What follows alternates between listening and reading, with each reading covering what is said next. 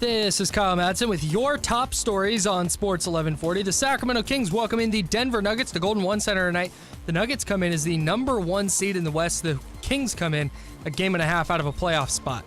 We'll have full coverage of that one for you right here on Sports 1140, beginning with game night at 5:30. Kings Live is at 6:30, and tip-off with the G-Man is slated for 7 o'clock. We've also got tickets to give away to that game. Call in with today's secret phrase coming up at 8:05. Paul George was hit with a shower of boos from the Staples Center crowd last night, but he responded in a big way. He had 37 points to lead the Thunder to a 107-100 win over the Lakers. And Gordon Hayward had 35 points and 5 assists in his best game since returning from his gruesome leg injury last season. And the Celtics took down the Timberwolves 115-102. And the NFL selected an official casino sponsor for the first time ever. It'll be Caesars Entertainment Corporation. It's 8:04. Time to plan your playoff party treats. Start at your local Sprouts Farmers Market and Sprouts.com. Rise and shine, sleepyhead. I'm not letting you go to work today. Wait, what? Everybody, listen up. Welcome to The Drive. Morning, morning, morning. You're gonna talk. Get on the phone at 339-1140. Pretty awesome, huh? Jump in on our text line at 441140. Everyone is talking about it. You must know that. The Drive starts now.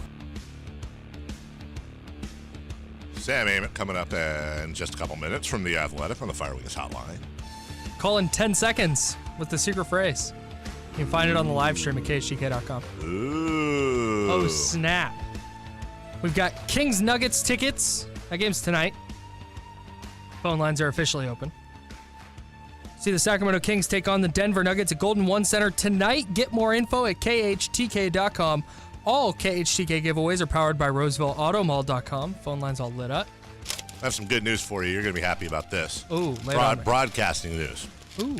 The College Football Championship, Alabama-Clemson, on Monday on ESPN News will be broadcast by Joe Tessitore, Booger McFarland, Jason Witten, and Todd McShay. Ooh. Can't wait for that. Ooh. It's weird that you have a professional broadcast unit and it's almost going to be like players only. Like when I think college football and insights, I'm really looking for Booger McFarland and Jason Witten.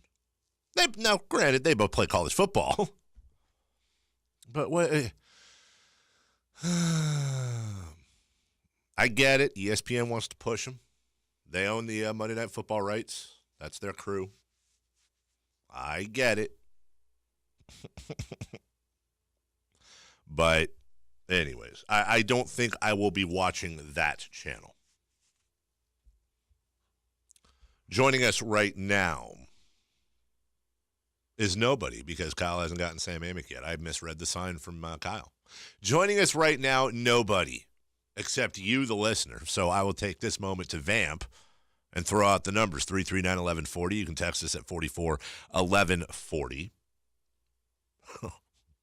Want to remind you can watch the video stream both live and on demand. Go to KHTK.com. It's right at the top of your screen or towards the middle. If you're on a phone or a tablet, you can see us live and in Technicolor even. You can also watch the archived shows on video at the KHTK YouTube channel. Just go to YouTube and search KHTK. Oh, Sam's ready. Good.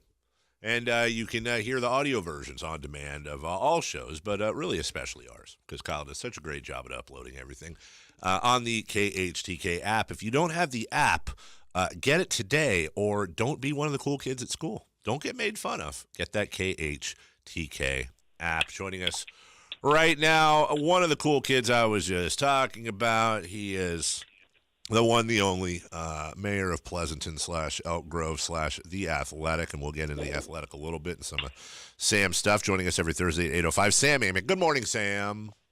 Good morning, Dave. Happy New Year, my friend. You too. How you doing, buddy? Did you have a good New Year? Did you stay up till midnight? We didn't. We're getting old, man. We did the old tell the kids it's just New Year, and I think we made it to Louisiana time. Yeah. Celebrate with the New Orleans folks on TV. Sure. And then, and then hit the sack. But we had a good time. It was, we actually went up to Tahoe and got a little skiing in and did it winter style. So it was fun. Sam, when you woke up this morning, or knowing you probably saw this last night, and this is, I don't know what, if anything, you know about this, other than that it happened, but if I had given you a list of headlines that would be the least likely for you to read, where, like, in comparison to reading, is that the banjo player's Porsche over there, would Garrett Temple and Omri Cass be getting into a fight rank? I don't know. It is. I mean, I don't have a ton of detail other than, I know our guy, Sam Sharania, had tweeted about them getting into it and written about it at our site. It's legitimately two of the nicest human beings in the whole league. And not to mention with deep Kings ties. Yeah. Maybe they were arguing about who had a better Kings career. I'm not sure. But, I saw some other stuff talking about how it seemed to be the idea that, the bench wasn't providing enough and that Omri was defending himself. And, I know some of the numbers are really kind to the impact he's had with the Grizzlies when it comes to on-court, off-court stuff. But then I also, and this is projecting way too much because I haven't talked to him in quite some time, but I have to imagine by this point that his level of frustration is high just in terms of, on what he was always thankful for being in the NBA and playing the historic part that he did and, being the first guy from Israel to do that. Right. But it's also reached the point where he's become a vagabond who, just from a human standpoint, is probably tired of hearing people's different opinions about his game and just, wants to be able to succeed. So again, I don't know how much of what went on was anything even remotely close to that. But yeah, I mean, it's super random that it was those two guys. Hey, it's interesting what you bring up about Omri Caspi, and I will completely agree with you. Remember, he came over from Israel, was highly touted, and obviously a lot of pressure on him, much like with Hedo, another former king from Turkey, and other trailblazers from different country, no pun intended with Portland there. But Omri comes over, and, you talk to him, I talked to him here in Sacramento. He was always in love with the city, in love with the team. That was never an issue, but when Coach Yeager came here, Omri was the odd guy out. He had a couple of different stints in Sacramento, and it seemed that every time he was healthy and going, he'd run into a brick wall in a rotation, and then every time he got into a rotation, he'd hurt himself. So I could see how there'd be a lot of pent-up frustration. Yeah, and that's the thing. And even like the Warriors experience, I have felt bad for him, again, having not connected with him. I mean, I talked to him when he was with the Warriors, but I always wondered, where his head was at with that experience, because he tried to do the right things. He, early on, as you remember, Steve Kerr was in love with him and talked about Omri and his cutting ability and how he fit in to their offense. And it really seemed, and then he could stretch the floor and hit the three. And next thing you know, like, he just wasn't being productive. He wasn't shooting the three. And the part of me that feels bad in retrospect is like, man, they talk about him in the Warriors world now like he was just this complete failed project. Sure. And it's actually been, kind of a pretty rough narrative on his short-lived Warriors tenure. So, again, that word frustration, I'm sure, especially at the stage of life he's in. I don't know exactly how old he is now, but he's been doing this for a while, and it's been a grind. Sam Amick of The Athletic joining us. Sam has a new article out talking about Paul George. I want to get to that in just a second, but as we skip around, I'll take your lead there mentioning the Warriors and just check in. I know you've been keeping an eye on that situation. We're hearing rumblings that I think yesterday it was DeMarcus Cousins going full bore with them, and now it's just a matter of getting him into game shape, and Steve Kerr doesn't want to put a timeline. What do you think? You don't know, and I understand that, but do you think it's sooner rather than later that he makes his debut for Golden State? Well, I mean, I'll know a little more within the next few days. I'm going to see them today. I'm going to see them on Saturday when they come to town. I still would probably lean towards, like a late January, and who the heck, I mean, probably not early February, but I think it's still a ways out. And you've got as good a read on him and his folks as anybody. So I'm not sure how you see it, but it continued until, the last couple of days when I didn't get updated intel to be just the case of, yes, he is out there full bore, but it's just a huge gap between that and being able to do what he needs to do, not only on an NBA court, but with this team, which, some of the stuff that gets overlooked is that the Warriors league-wide are not, I don't know where they rank right now, but they're not one of the fastest teams. But once you get Steph and Draymond on that court, they are, NASCAR fast. I mean, they just get out and go. And that's the tricky part with DeMarcus is that conditioning-wise, it's not just trying to catch up to a regular NBA team. You're trying to catch up to a speedster. So I think that's partly what the delay is related to. Golden State Warriors, which is crazy for them, all the way down to 10th in the league, to your point, in pace currently, just ahead of the Dallas Mavericks and behind the Washington Wizards. To your point about DeMarcus, I think what's interesting is that, and we talked about this last week on the show, Sam, is what it seems is close to happening is exactly what the Warriors wanted to avoid. They thought and they figured they'd be cruising at this point, and they would just seamlessly put him in when he was 1 billion% healthy and be able to monitor his minutes and not really care about his impact. What I don't think the franchise especially wants, and maybe even the DeMarcus camp, is for there to be this narrative that the Warriors are treading water until DeMarcus shows up and saves the day. I think that's the exact opposite of what they want, but I've heard those whispers too. Sure, and I'll take it even one step further, and I'll say what they don't want is, and this is exactly where they are right now. Like, let's say he came back next week, and let's say it didn't go very well.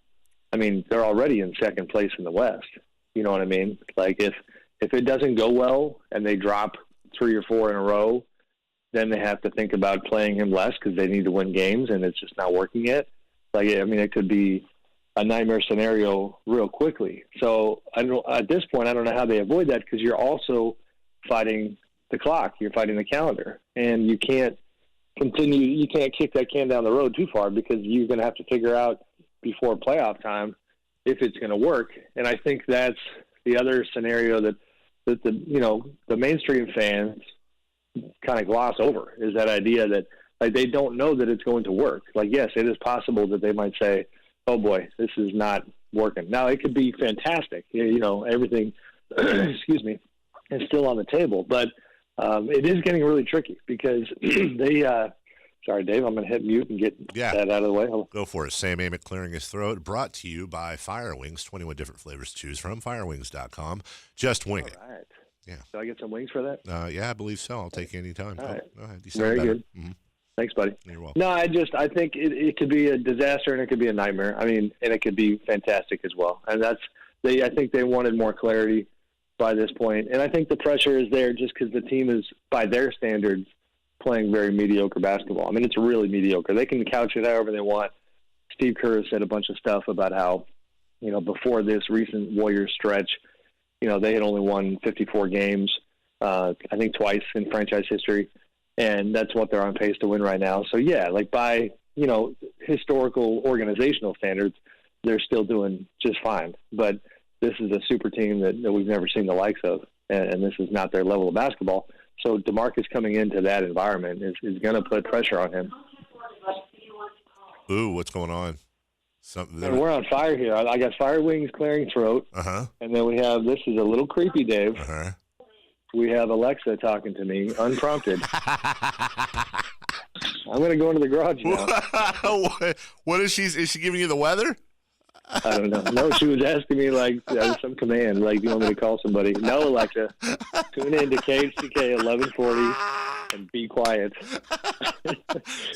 Sam Amick cutting promos for us live on the drive. The Kings back in action tonight. They last time we talked, there were 19-19 and 15-point comebacks. All 3 home games, three in a row at home, and then they've now had with the Warriors blown game a couple weeks ago. They've had the Lakers down in L.A. and then the Trailblazers the other night. That being said, Denver comes into town. Denver might be, if they're not they're certainly one of the surprises in the NBA. They're currently on top of the toughest conference in the NBA, half game ahead of the Warriors. And Sam, when you obviously we know our old friend Michael Malone very, very well. But when you look at that team, I don't want to dismiss Nikola Jokic, who we were saying is maybe the most underrated guy in the league. A lot of people just don't realize how insane this guy is. But Sam, I was making a reference to the Clippers, and you tell me if I'm off, that in both cases, you got these teams, you look at the players, they don't jump out at you. The Denver Nuggets roster, when you name off who they've, Jamal Murray, who's great, Malik Beasley, Juan Hernan Gomez, Mason Plumlee, that doesn't scream super team at me, yet they are a very, very good squad. No, they're really good. And, I think Clippers-Nuggets is not a great parallel because my 2 cents would be Clippers 100%. Tobias Harris, all-star caliber. Sure. That was another Fire Wings promo there. All-star caliber, but the rest of it is a bunch of, kind of nondescript, talented, cohesive guys.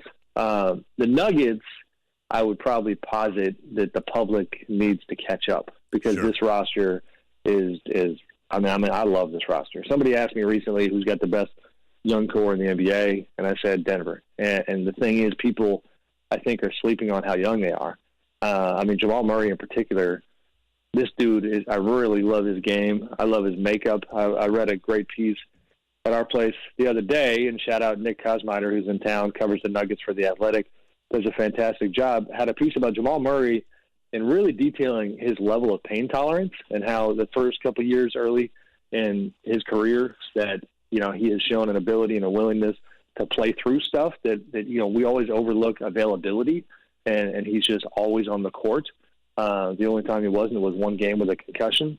Jokic is an MVP caliber player, and honestly, if Kings fans have a night where their favorite team is not on, the Nuggets should become their league pass favorite because he's got essentially like a combo of, Vlade in his prime, but then, a whole lot more offensive game. And the dude is just incredible, and he's gotten better on the defensive end because that was a major weakness in his game last year. And you can go all the way down the line. They're doing this without Gary Harris, who's been out for quite some time, without Will Barton.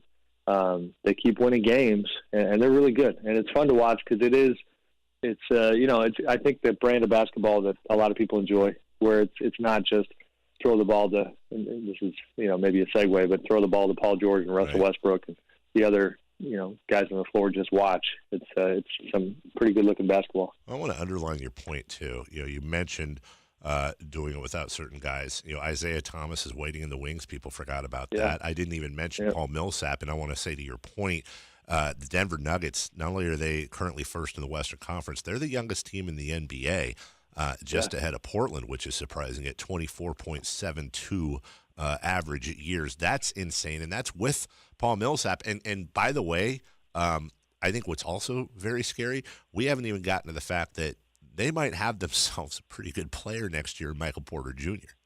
Right. That's the thing. He's out too, and they have the luxury of letting him, just sit out this entire year.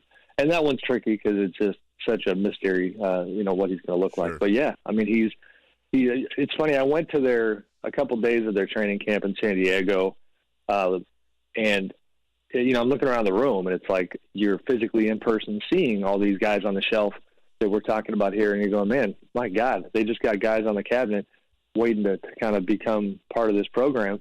They're going to be dangerous. And Jokic, I wonder too, and this could be, I think, a good read, a good story that maybe my guy Nick does one day, but like from a fitness training standpoint, like what is Jokic going to look like in 2-3 years? Because it's crazy. He's doing what he's doing, and the people who love their MVP candidates to look like LeBron and Russ, right, and Paul George and James Harden, they don't. You're not going to love Jokic's game, but he is MVP caliber right now, and he legitimately looks like your neighborhood baker. Yep. Like he's got that poker player's build, Dave. Thank you. Yeah, cushy poker player build. I appreciate it. Yes, you got it. But the NBA doesn't really let you stay that way. I'm drawing a blank on. There was another player recently where it's just fascinating to see that guys come in a little cushy, and it's like, nah, these teams invest millions upon millions of dollars in these trainers, in these strength guys, and they're going to get their hands on you, and your body is going to get changed. So I wonder what Jokic is going to look like in a couple of years. So yeah, I'm pretty bullish on what the Nuggets have going. Is Jared Dudley the player you're thinking of? Because that guy looks like he's made out of pillows.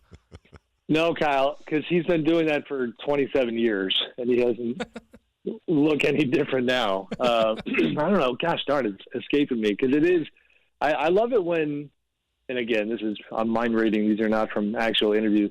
I love it when you kind of assume like, I don't even think that guy wanted to get in shape. Right. Like I think it's just a matter of like, hey, guess what? Your paycheck is huge. So right. Can you get in that gym? We appreciate it, And that's where the league is now. I mean, even I joke, but it's like, I mean, Vlade was out in the back loading dock hallway, smoking a few in between practices back in the day. Like, those days have changed. The conditioning stuff is pretty much mandatory at this point. And to underline your point, then I want to get to your Paul George article. Nikola Jokic is averaging 18 points, 10 rebounds, 7.5 assists, 1.5 steals per game. He was the 41st pick in the second round in 2014 by Denver. He's 23 years old. That's ridiculous. Yeah. It's unreal. And I mean, not to jump off Jokic, but he's 23. Like, have you seen Jamal Murray when he gets hot? Like, this dude, and now this is hyperbole, but like when he's hot, he looks like Kobe out there. Yep. Like, he is hitting insane shots. He's got swagger all day long. He had that stuff last year where, remember, he dribbled around Lonzo Ball when they beat the Lakers, which is not a classy sportsman-like move, but it still was like, oh, damn, all right, like, this guy's kind of cut from a different cloth. So, and again, you got guys on the shelf. So the youth is what everybody is sleeping on. And I'm happy for, I do enjoy and have always gotten along well with Mike Malone. And I'm just thrilled for him that they didn't go a different direction, because they missed the playoffs, by the skin of their teeth 2 years in a row. And usually that means, you're on the unemployment line as a coach. 77 points scored in 2 games by Jamal Murray against the San Antonio Spurs and the Suns on back-to-backs on the 28th and the 29th. He is only 21 years old. Sam, I'm screwing you a bit here because we're out of time, and I wanted to get into your Paul George article. We can do that at a later date, but let's just get the plug in right now for The Athletic. There's still a ton of holiday deals going on over there. You have a tremendous group of writers, including yourself and Jason Jones, that cover the Sacramento Kings, Matt Barrows, who we have on every week, that covers the San Francisco 49ers, and you can curate the website to send you and show you all the teams and all the sports you want written about by the best collection of writers in the entire world. When people do go to theathletic.com and they click on your name or they click on that story, give us just a little nugget on, no pun intended, on Paul George.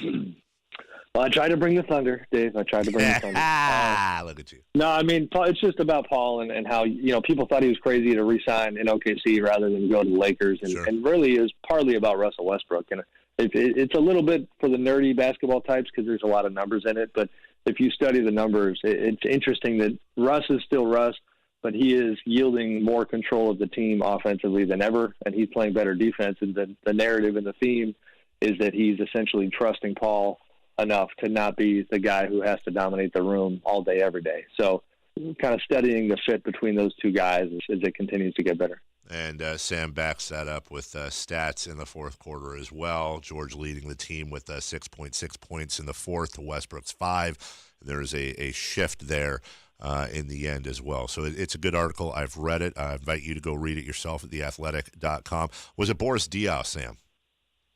No, Boris, you keep naming guys who never changed. I'm saying. Oh, gotcha. I'm saying guys who changed. Was it Oliver Miller, Sam? No, Big O the O always remained intact. It never became an I or a T. What was his line? He's the only player in history to ever wear his picture on his jersey because he wore number 8. Right. I mean, it's like whatever the word is for like the living embodiment of like a human onomatopoeia. You know what I mean? Was it Kevin Love? Ooh.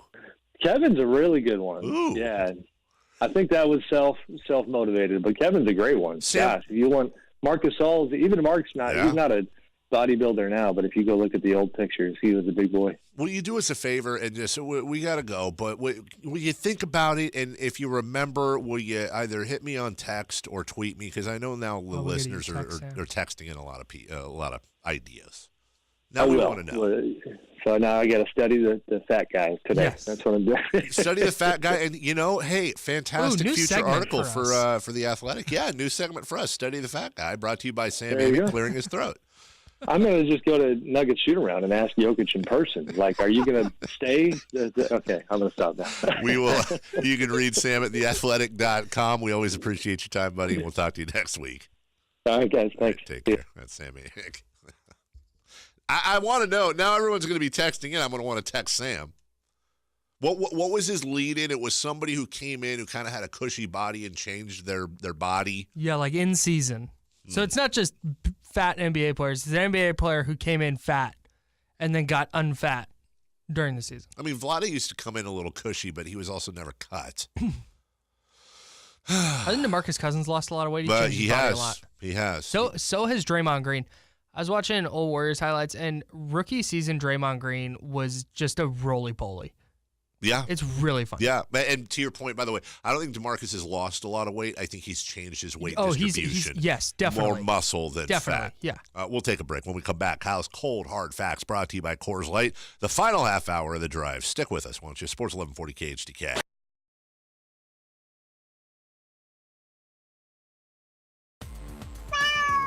It's Kyle Madsen, and this is a sports update. The Kings play tonight. They host the Denver Nuggets. The Nuggets are the number 1 team in the West. What's funny? I'm sorry, you didn't mean it like this, but when you said, this is Kyle Madsen, this is a sports update, it sounded to me, I heard in my head, Kyle Madsen here, sports update. Kind of like the old-timey intros. Sure. It's just going on in my head, dude. Just move on. Here's a turkey. Thank you. Coverage on Sports 1140 of the Kings-Nuggets game starts at 5:30 with game night. Kings Live is at 6:30.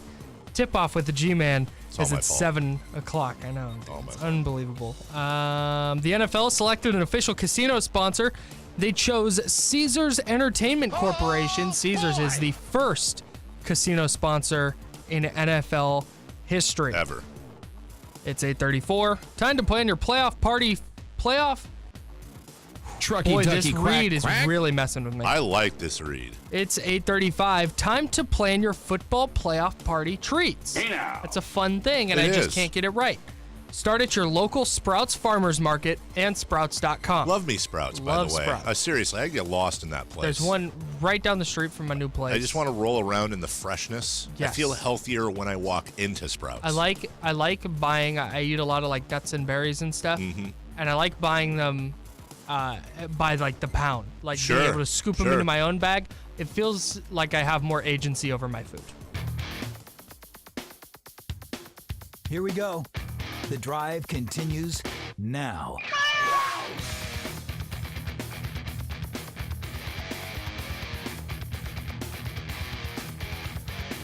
Welcome back to the drive. 339-1140, 1-800-920-1140. You can text us at 44-1140. Everything work out in time there? Yeah. Okay, good. From the 707. Hi, Kyle Madison in Carmichael Dave. Wait, what? That's how it's spelled, or that's how it's written. Hi, Kyle Madison in Carmichael Dave. I have a special request today. Is my son's 3rd birthday. Can I get a birthday shout out to my son? I was just about to chide the listener for not including his son's name. We don't do shout outs on the show. We've said this for years. There are a lot of things we do. We don't do shout outs. And this guy is saying his son's name is Bentley. We are not going to shout out Bentley or say happy birthday, Bentley. Probably pretty much because Bentley doesn't care. Let's be honest. He's 3. He's 3 years old. I don't think Bentley's going to be like, I got a shout out. Isn't really that shout out for the parent that's asking for it, Kyle? Bentley's not going to be listening going, oh. Maybe he is. Maybe, I don't know, maybe Bentley is an active listener of the show. At 3? Yeah. Does he have a meter? Because we need to kill it in the 3+. Males newborn to 5. We're dominating that market. So no shout-outs. No shout-outs to Bentley. Great name. I'm a fan of the name. I got to disagree with you. Sorry. Well, Bentley? Agree to disagree. So is he going to be Ben by short? And people say, oh, is that short for Benjamin? No, it's short for Bentley. Yeah, that's cool. Is Bentley a name other than for a luxury vehicle? Isn't there a country singer named Bentley? Maybe. Looking at you, Eunice. I know there's some last name Bentleys. Dierks Bentley. Dierks Bentley. That's a last name. There's Bentley Gilbert. Oh, yeah. We used to have a lady who worked here that was head over heels for him. Yeah. All right, well, shout out Bentley. And shout out to Kyle Madsen, here for the Coors Light Cold Hard Fact, brought to you, of course, by Coors Light. It's time for the Coors Light Cold Hard Fact of the day. Here's Kyle Madsen. No. What? What'd you do? Did you do things? Yeah, I messed everything up. That's fine. All right, let's do that. I agree with the texter. It's a cold hard fact that I just botched that. And I'm vamping here to give you time. Thanks, man. I appreciate you. If his daughter's name is Mercedes, that would be awesome. I changed my whole outlook on Bentley. Although Bentley better grow up to be a CEO or something, because that's a rich person's name. Yeah, definitely. And you got to have a brother and sister named Beamer and Benz. That would be amazing. Hello, my name is Bentley. Bentley McWhittlesworth, yeah. Like, that's a rich person's. That's going to be a very powerful 3-year-old in 20 years. Which is why he has a meter and listens to our show. Better be a lifelong listener, Bentley. We're talking about like angel investors and whales and stuff for teams, and he's like, It's Brantley Gilbert, not Bentley Gilbert. I know, that was the joke. Oh, I didn't get it. I was like, yeah, that guy. Thought we were all in on it. Okay. From the 916, when I listen to you guys with my toddler, he asked me when the commercials will be over. No, he doesn't. Nobody's listening with their toddler, and the toddler's looking up and going, goo goo gaga, when's the commercial over? I want more 4-down territory. All we hear is radio gaga. Thank you. What's your Coors Light cold hard fact? Brought to you by Coors Light. Did you know Russell Westbrook had a triple-double last night? I did. Did you know that Russell Westbrook shot 3 of 20? I did. En route to his triple-double? And I saw it. I assume you have the numbers here. That is historically bad. It's really, really tough. Mm-hmm. That's 15%. I'm sure Bentley, the 3-year-old, had already done the math. Probably. That is the 5th worst field goal percentage in a triple-double in NBA history. So before you continue, I want to tell you that I saw this, and I'll tell you that the most amazing part of this stat, Kyle, is the worst field goal. We need to talk about the worst in history and how the hell this happened. Yes, I agree with you. So there's Isaiah Thomas in 1986 at 14.3. Not our Isaiah Thomas, the other one. No, right. 1986. Right. Jerry West in 1967 also shot 14.3%. Jerry West was trash. Bob Cousy shot 11.1% in 1961. Cousy was trash. I like that he's considered one of the great ball handlers of all time. Ew. And I just said the logo was trash. Come on, dude. He is. Jerry West is not trash. He could not play in today's NBA. He's trash. See, I was making a joke. You're being serious. I'm just like, wow, Dave, we agree on something. No, we don't. No, Bob Cousy's not trash. No, he's not. I'm joking. Neither of them are trash. That's not what I meant. Bob Cousy's not the logo. No, Jerry West is the logo. Yeah. That's what I'm talking about. Trash. By the way, I'll tell you something else about Jerry West. He has had the greatest impact in NBA history. Yes. When you combine player and postseason. We did a thing on player executives. Yeah. And it is not close, dude. It's not close. From playing career combined with Pat Riley played in the NBA and he's been excellent. He's won championships and stuff. But his playing career was not close to what Phil Jackson. Phil Jackson played with the Knicks and other teams. He was fine. He was good. Jerry West was the logo. Yeah, he was a Hall of Fame player. Yeah. And he's the greatest executive in NBA history. Yeah. Now, okay, anyways, move on, please. The worst field goal percentage in NBA history in a triple-double belongs to Mark Eaton in 1985. He shot 8.3%. 8.3%. So here's what's crazy to me about that. Did you look up his full stat line? I didn't. I'm going to. He is 7'4". Mark Eaton, for those of you who don't remember, the big beard. The logo, Mark Eaton. Yeah, like for brawny paper towels. How the hell does a 7'4" person shoot 13%? Or whatever the hell it was. I have very little memory of Mark Eaton playing, but I do have memories of him playing. And Mark Eaton had that hook shot.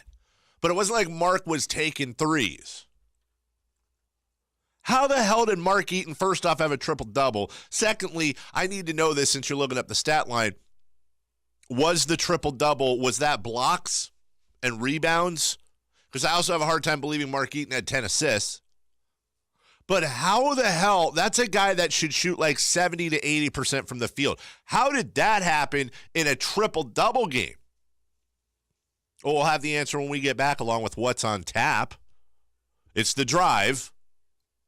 Kyle, Sports 1140, KHTK.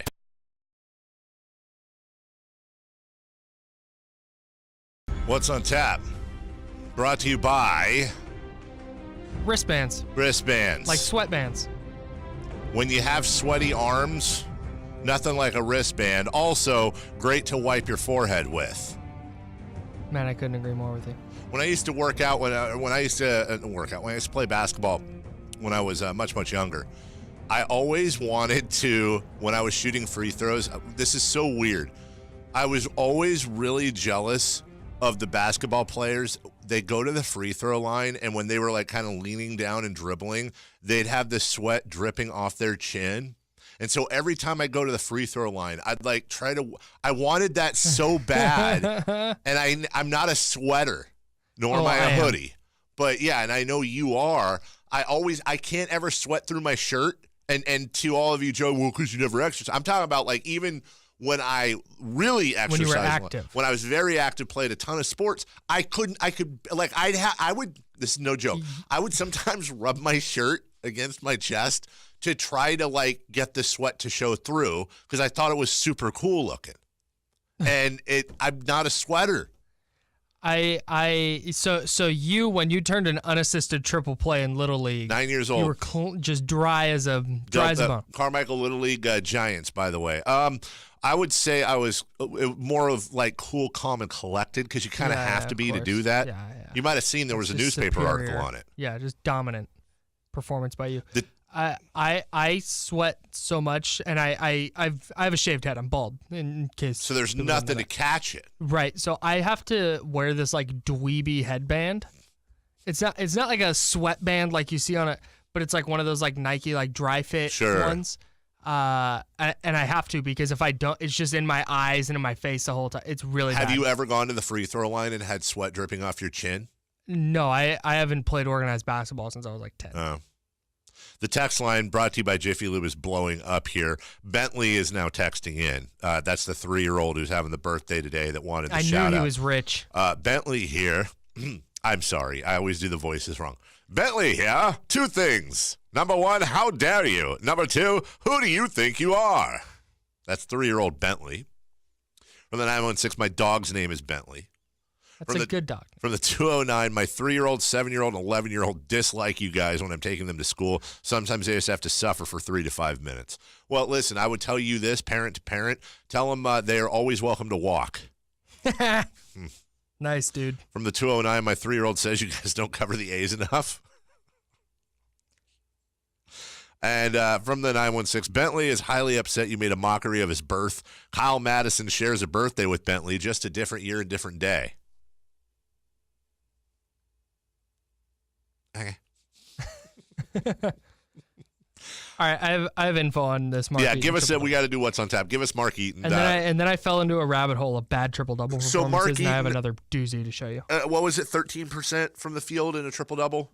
No, 8.3%. 8.3. And what did and Russ got a triple double last night? It was the what? 15%. And that was the fifth worst ever shooting percentage in a triple double. So Eaton shot 8.3. I was fascinated that a 7'4" center shot that low. And also, I'm wondering if that triple double was made up of blocks and not assists. So he had 4 triple doubles that year. Wow. They were all points, blocks, rebounds. Okay. All right. Okay. That makes sense. In that game, 12 points, 20 rebounds, 14 blocks. Get out of here. He blocked 14 shots. 14. He had That's insane. 1, 2, 3, 4, 5, 6 games that year with double-digit blocks. That is, and then just a bevy of them with 8. Like, that's ridiculous. But he went 1 of 12 from the field in that game. That's insane. He averaged in the 84-85 season, he averaged 5.6 blocks a game. I mean, right? He averaged 3.5 for his entire career. I'm looking at the list of most blocks in a game. Elmore Smith of the Lakers. You remember Elmore? Yeah. That is not to be confused with LS. Yeah. Yeah. Or W Moore, M Moore, or K Moore. I remember this, though. The all-time record for blocks in a game came from Elmore Smith. Right, of the Lakers. 1973 against the Trailblazers. How many blocks did he have? 24. 17. 17. That's so many blocks. Manute Bol has 15 in 15 games, 2 15-block games. Shaquille O'Neal had 15 blocks in 1993 against the Nets. Sheesh. I'm looking right now. Elmore Smith also had 2 14-block games. Jesus, is this right? In 1973, Elmore Smith had games of 17, 14, and 14 blocks. More like Blockmore Smith. Thank you. I'm trying to look for like any modern-day player. Hakeem. Hey, real quick. Dikembe, David Robinson. Right now, one of the talking head debate shows is on the TV right now. Yeah. The Chiron said, the graphic says, is LeBron right about being the GOAT? That's what we're talking about. I'm looking at that right now. Ugh. Slow news day, Max and Stephen A. Hey, did you see Juju Smith-Schuster's tweet yesterday? I did not. Fact of the day. Water is not wet. Water is a liquid that wets things. Wet is the condition of a liquid sticking to a solid surface such as water wetting our skin. We cannot say that water is wet because it takes a liquid and a solid to define the term wet. Shrug emoji. Juju Smith-Schuster. You know what? You can tell John Smith to chill on the water is wet, okay? All right, we know what's going on. I love Juju Smith-Schuster. He's just the best. I'm naming my next pet Juju. So I'm down this rabbit hole with these blocks, and just to finish this off, there was a player that had 12 blocks in a game. He did it February 12th, 1997 against the New Jersey Nets. And you're going to throop yourself when I tell you. Hang on, 1997. Against the Nets. Was it Muggsy Bogues? That would be amazing, but it wasn't. No, this was a center. It was a center. Okay. Was it Vlade? It was Vlade Divac. Charlotte Hornets, New Jersey Nets. Right? He threw up and did something else. Vlade Divac had 12 blocks in that game. We gotta ask him about that, man. Vlade, do you remember your 12-block game? I'll bet he remembers everything about it. He also had 18 points and 9 rebounds. Oh, and he fouled out. What's on tap? Brought to you by wristbands. More like Vlade D blocks.